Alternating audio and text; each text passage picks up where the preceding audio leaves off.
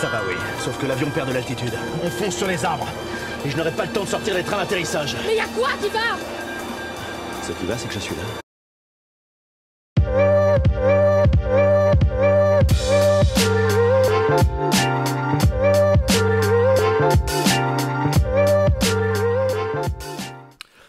Et bonjour à tous et bienvenue sur la chaîne de l'Examen Crypto. Nous sommes le lundi 5 août 2024, il est 6h25. On va faire un point bien sûr sur le Bitcoin, on va regarder 2-3 news, on va regarder les altcoins. Mais d'abord on démarre avec cette cryptomap qui est dans un bain de sang. Malheureusement, une nouvelle fois, on a un Bitcoin qui est en train de s'effondrer. Alors bien sûr, quand le Bitcoin s'effondre, tout le marché crypto s'effondre avec lui. On a des performances vraiment exécrable du côté des altcoins. On a du moins 20% sur le Link, on a l'Avax moins 17%, le Tao moins 23%, enfin bref, que des contre-performances assez violentes. Allez, installez-vous confortablement, on démarre avec directement le Fear and Greed Index. Donc là, on est à 26, mais clairement, on va pas se mentir, il y a de fortes chances que dans les prochains jours, on se retrouve dans l'extrême peur. Dès qu'on va passer sous les 25, ce sera l'extrême peur. Donc là, effectivement, on sera clairement dans le rouge. Donc c'est vrai que ça reste toujours une très belle zone pour recharger, pour ceux qui pensent vraiment que le bull run n'est pas fini, qu'on est vraiment juste avant la deuxième partie du bull run. Donc effectivement, là, ça pourrait être considéré comme une aubaine pour certains. D'autres y verront vraiment une crainte absolue et risquent de sortir du marché justement en revendant un maximum leur Bitcoin ou leur crypto-monnaie parce que justement ça va leur faire peur. Donc là ça va être justement ce dilemme quand on va se retrouver dans l'extrême peur. Eh bien il va y avoir justement ceux qui vont tout vendre versus ceux qui vont tout racheter. Donc on va voir comment ça va se passer à ce moment-là. Mais clairement c'est vraiment une zone très très très difficile pour le trading. Du côté du calendrier macroéconomique, donc là, on va avoir aujourd'hui les indices concernant le PMI PMI service, et l'indice PMI non manufacturier de l'ISM. Donc ça va tomber aujourd'hui entre 15h45 et 16h. Le mercredi, on aura à 16h30 le stock de pétrole brut et le jeudi, les inscriptions hebdo au chômage. Donc c'est une toute petite semaine du côté du calendrier macroéconomique. Allez, on va jeter un coup d'œil du côté des news. Bon, il n'y en a pas beaucoup, hein. De toute façon, en ce moment, c'est un petit peu la dèche. On est en plein été, donc forcément... Alors, on a Crypto Détente qui nous pousse un petit graphique. Effectivement, on voit que là, on a chuté même très très fort. Et donc, effectivement, pour tous ceux qui pensent que le bull run n'est pas fini et qu'il nous reste la deuxième partie du cycle, eh bien, regardez ça. On pourrait considérer effectivement qu'on se retrouve en plein dans ce bear trap, vous le voyez ici. On a eu une poussée haussière, puis derrière un retracement assez puissant. Donc là, c'est ce qu'on est potentiellement en train de faire. Et donc si on croit que la deuxième partie du cycle reste à venir, eh bien effectivement dans ce cas-là, on pourrait considérer qu'on est actuellement dans une phase de bear trap avant, pourquoi pas, une belle poussée haussière, donc le fameux bull run, la fameuse deuxième partie de cycle qu'on attend tous. Donc en tout cas, si c'est ce scénario qui devrait arriver, alors en effet, il est possible qu'on se retrouve dans ce scénario de bear trap. Donc très intéressant ce petit graphique. Dites-moi en commentaire ce que vous en pensez. Dites-moi si vraiment vous pensez qu'on est dans ce cas de figure-là ou si vous pensez clairement que le bull run est fini ou quoi que ce soit. Dites-moi en commentaire et surtout expliquez pourquoi, parce que c'est ça qui est le plus intéressant. Donc, on a aussi du côté de l'AMF, donc vous le savez, l'AMF c'est le régulateur français concernant les crypto-monnaies. Donc en fait, l'AMF en fait, s'est déclaré ouvert aux candidatures de fournisseurs de services de crypto-actifs, donc en gros ouvert aux plateformes d'échange, hein, tout simplement, avant que des règles de MiCA ne soient mises en service le 30 décembre. Donc l'AMF a répertorié 10 services de cryptoactifs qui nécessiteront une autorisation de l'Union européenne à partir du 30 décembre. Donc là, il va vraiment falloir surveiller ça de très très près parce que vous le savez, l'AMF en gros, c'est l'autorité qui s'occupe de contrôler les plateformes d'échange en France. Donc c'est pour ça d'ailleurs que Bybit a été fermé il y a quelques jours. C'est à cause justement de l'AMF qui a mis sur liste noire énormément de plateformes d'échange. D'ailleurs, toutes les plateformes d'échange qui proposent le service de trading avec effet de levier sont toutes mises sur liste noire. Donc effectivement, ça c'est parce que c'est l'AMF qui contrôle tout ça. Donc là, si justement ils veulent maintenant contrôler des services qui sont sur des plateformes, eh bien, il va falloir vraiment surveiller ça parce que ça veut dire que certaines plateformes risquent de se mettre encore plus en conformité avec la régulation pour justement continuer de pouvoir exercer. C'est justement leur but. Eux, ils considèrent, justement comme le service de trading de futur, eh bien, ils considèrent qu'il y a des services qui, pour la France, ne sont pas des services conformes avec ce que propose MiCA. MiCA, vous le savez, c'est la réglementation européenne. Et donc, il y a la réglementation européenne plus la réglementation française. Et donc là, effectivement, si des plateformes qui proposent certains services, on n'a pas encore toute la liste, il faudra vraiment surveiller ça dans les prochains jours. Eh bien, si des plateformes qui proposent ces services-là ne sont pas conformes, alors effectivement, malheureusement, ça risque de fermer. Et donc, on va voir qu'est-ce que ça va donner justement ces discussions, ces candidatures pour voir. Hein. Franchement, là, pour l'instant, c'est vrai qu'on va pas se mentir, cette autorité nous embête plus qu'autre chose. Alors, ça fait mal, hein, ça fait très très mal. Mais bon. Il faut bien se dire de toute façon qu'en France, seules les plateformes qui sont PSAN resteront les seules qui pourront être utilisables. Tout ce qui est les échangeurs décentralisés, c'est pareil, ils sont en plein dans le collimateur de l'AMF. Donc tous ceux qui pensent que effectivement les ZoomX et tout ça, c'est l'avenir, non, sachez que ça c'est sur liste noire actuellement. Et tous ceux qui pensent que le trading de façon décentralisée avec la DeFi, c'est la solution, ça c'est pareil, c'est malheureusement pas du tout la solution parce que malheureusement c'est en plein dans le viseur de l'AMF. Bref, il faudra surveiller tout ça de très très près. On va démarrer l'analyse technique, mais avant je rappelle bien évidemment que tout ce que je vais dire dans cette vidéo n'est en aucun cas un conseil financier, c'est à vous de faire vos propres recherches et n'oubliez pas que le trading de crypto comporte des risques de perte partielle ou majeure. Alors on a un Bitcoin qui s'effondre, regardez, en l'espace de 2 semaines, on était ici à 69 956, on s'est retrouvé ici à 52 450 $, ce qui nous fait un moins 25% sur le Bitcoin en l'espace de 2 semaines. Alors, bien évidemment, vous l'avez compris, hein, ce bull flag, donc là, cette ligne qui est ici, qui était la ligne de coup du bull flag, vous l'avez compris, pour l'instant, elle est très très loin, elle nous a rejeté, c'est elle qui nous a fait très très mal. Hein. Bon, alors bien sûr, c'est basé sur fond de macroéconomie assez dégueulasse en ce moment, avec une potentielle récession aux États-Unis, avec aussi un conflit peut-être mondial, effectivement, donc tout ça, ça joue sur la macroéconomie. Mais bizarrement, ça s'est passé sur la ligne de tendance baissière qui correspond justement au niveau clé qu'il fallait casser pour pourquoi pas avoir un bull run. Donc voilà, on s'est fait rejeter par la ligne de tendance baissière. Et là, en fait, le Bitcoin en vue hebdomadaire, il faut bien comprendre ici qu'on avait formé un gros range en vue hebdomadaire et que là, potentiellement, on est en train de le briser.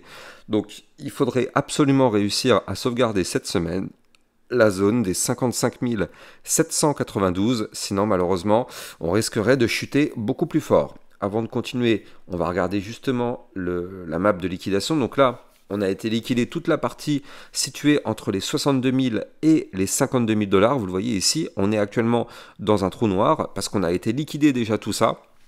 Et donc regardez, si on continue de chuter aux alentours des 52 000, entre les 52 et les 46 000 $, il y a tout ça à venir récupérer en liquidité. Donc c'est vrai que ça peut être effectivement très intéressant. Est-ce qu'on va y aller? C'est vraiment une possibilité. C'est vraiment même notre prochaine target. Hein. Il faut bien se dire que là, la zone entre les 48, c'est ça, 48 000, voire même 46 000, 52 000, voilà, toute cette zone-là, c'est une zone dans laquelle on peut venir trouver un bottom parce qu'on a tout ça quand même à venir récupérer. Alors, est-ce que le marché voudra y aller? C'est une possibilité. En tout cas, c'est vrai que ça donne envie de venir récupérer toutes ces liquidités quand on voit quand même ces grandes bougies. Ça fait quand même kiffer. Ça pourrait entraîner une énorme vague de liquidation qui justement permettrait au marché de récupérer tout ça. Donc effectivement, du côté de la map de liquidité, ça pourrait être potentiellement nos targets. Et quand on voit notre tracé, regardez ça. En réalité, on est venu rechercher ici, pas n'importe où, hein, on est venu rechercher cette boîte violette que je vous avais déjà dessinée il y a quelques temps.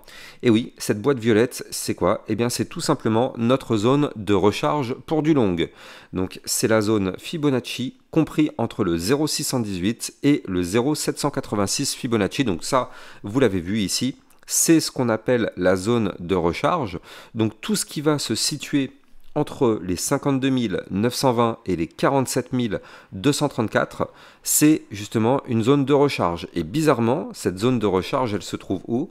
Eh bien, elle se trouve en plein dans cette zone de liquidité. Donc c'est pour ça que je vous dis, il y a de fortes chances que ce soit quand même racheté. Donc là, effectivement, là, on est dans ce rectangle-là, donc il est tout à fait possible de chuter encore. Et d'ailleurs, il y a de très fortes chances que c'est le scénario qui arrive. Il y a de très fortes chances que le Bitcoin pousse encore un petit peu par le bas pour aller chercher, pourquoi pas, ici, la zone de support qui se trouve à 51 000. Elle est où la zone? Voilà, c'est ça. 51 866, voire même les 51 105. Ou encore, pourquoi pas, ici, la zone des 49 339 $. Ça, ce sont des zones à revenir potentiellement chercher. Donc là, il est possible d'avoir une mèche de liquidité qui va chercher un maximum de personnes. Et après, vu qu'on est dans une zone de recharge, il y a aussi de fortes chances que ce soit une zone qui est parfaitement rachetée. Pour tous ceux, en tout cas, qui pensent que le bull run n'est pas terminé, qu'on est vraiment dans la première partie du bull run, alors effectivement, c'est clairement des belles zones de recharge pour du long.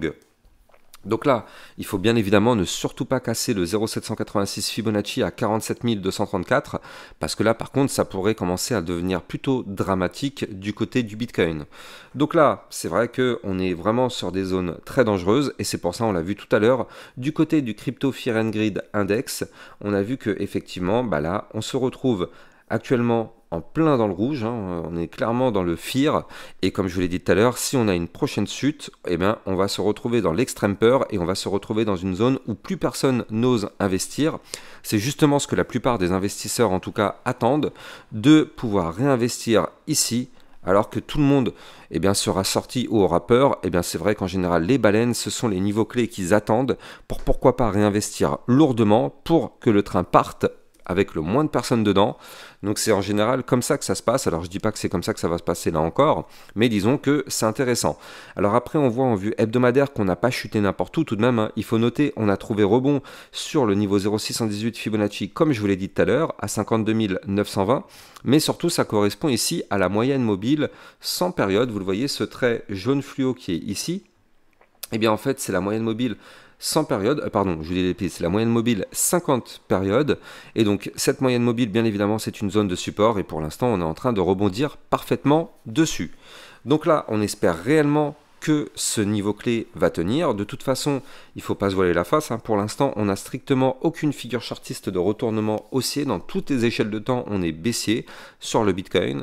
Donc là, ça ne sert à rien d'essayer de crier victoire ou quoi, hein. C'est très très difficile. Sachant que là, ici, si on se remet en vue jour, souvenez-vous, on a ce range dans lequel on est depuis ici. En fait, on était rentré dans le range le 3 mars. On avait fait combien? On avait fait 153 jours dans ce range. Malheureusement, vous le voyez ici, ce range a été breaké par le bas il y a 2 jours, et suite à la cassure, 3 jours même, suite à la cassure, on savait que c'était un signal de vente, et donc là du coup, effectivement, on a un Bitcoin qui crache lourdement. Alors, est-ce que c'est pour faire le même scénario qu'on avait fait ici? Vous le voyez, avec une fausse cassure, puis réintégration, et quand on réintègre, en général, c'est pour pump, pour aller chercher le haut du range. Donc là, est-ce que ce serait le même scénario? Regardez, on avait fait ici une tentative de cassure, puis une réintégration. Ici, pareil, tentative de cassure, réintégration. Est-ce que là, on va réintégrer? Du moins, c'est tout ce qu'on espère, parce qu'effectivement, si on réintègre ce range par le bas, c'est-à-dire que si on repasse au-dessus des 60 777, ce sera bullish. Mais là, pour l'instant, c'est très difficile de trader ça, parce que là, clairement, ici, on est plutôt sur une grosse tentative de cassure avec des gros volumes. Ça pourrait faire très mal. Alors, on sait qu'on aura un pullback, on sait qu'on reviendra rechercher ces fameux 60 777 $, mais en tout cas, clairement, pour l'instant, c'est vraiment une zone effrayante. Alors, du côté de l'Ethereum, malheureusement, c'est pareil. De toute façon, vu que le Bitcoin crash, tout le marché crypto crash avec lui. Et regardez ça, l'Ethereum, il est venu chercher mes niveaux clés, hein. Il nous a fait quand même une pointe à 2100 $. Il faut tout de même noter que l'Ethereum était quasiment à 3000 $ il y a quelques semaines, hein, 3500 $. On est actuellement à 2100. Regardez, on a trouvé rebond sur le support des 2146 $. C'était une zone de support, je vous en avais parlé. Donc là, effectivement, on a trouvé rebond dessus. Et même mieux que ça, pour l'instant, on est en train d'essayer essayer de sauvegarder le niveau clé des 2345 $, ce qui est une zone de support à ne pas perdre. Donc là, pour l'instant, on est actuellement pile poil dessus. Est-ce que ça va tenir? C'est justement tout le suspense. Tout le suspense, il sera là en fait. Donc ouais, il faut absolument pas que du côté de l'Ethereum, on perde ce niveau clé. Mais là, vous le voyez, c'est quand même monstrueux parce que l'Ethereum, en l'espace de 4 jours, il a perdu tout de même, il faut le noter, moins 32%. C'est quand même violent, c'est d'une violence inouïe.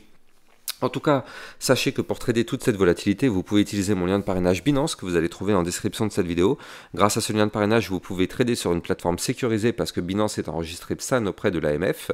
Et en plus de ça, ça vous permet d'obtenir un bonus à vie sur vos frais de trading. Et on jette un coup d'œil sur le Solana au passage.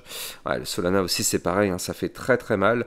Regardez, je vous en avais parlé un petit peu hier déjà sur mon Twitter. Je vous avais dit que le Solana avait fait une mèche déjà à combien? C'était à 130 $.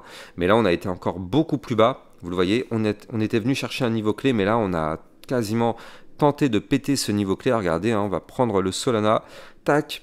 Et ici, on voit quoi? On voit qu'on est pile poil posé sur le bas du range, la zone qu'il ne faut absolument pas breaker. Vous le voyez ici, on est posé sur le bas du range à 126 $. On a été faire une mèche à 118. Regardez ça, comment c'est chirurgical. On a trouvé rebond parfaitement sur les 118,65 zones de support. Pour l'instant, ça tient. Il faut absolument que ce bas du range arrive à tenir, que les 126,55 ne lâchent pas en vue jour. Sinon, malheureusement, on a un Solana qui pourrait continuer de s'effondrer. Alors on est sur une belle zone de support, donc effectivement c'est intéressant, mais bon, tout dépend du Bitcoin, on le sait, à la seconde où le Bitcoin crash, tout le marché crypto crash avec lui. Donc là il faut surtout pas que le Bitcoin continue de s'effondrer, donc là du côté du Solana, soyons extrêmement prudents, on est sur une zone de support majeur. Allez, j'espère que vous avez kiffé la vidéo, n'oubliez pas de liker, commenter, partager, abonnez-vous à la chaîne YouTube si ce n'est pas déjà le cas. Moi je vous souhaite une bonne journée, je vous dis à plus tard, ciao ciao.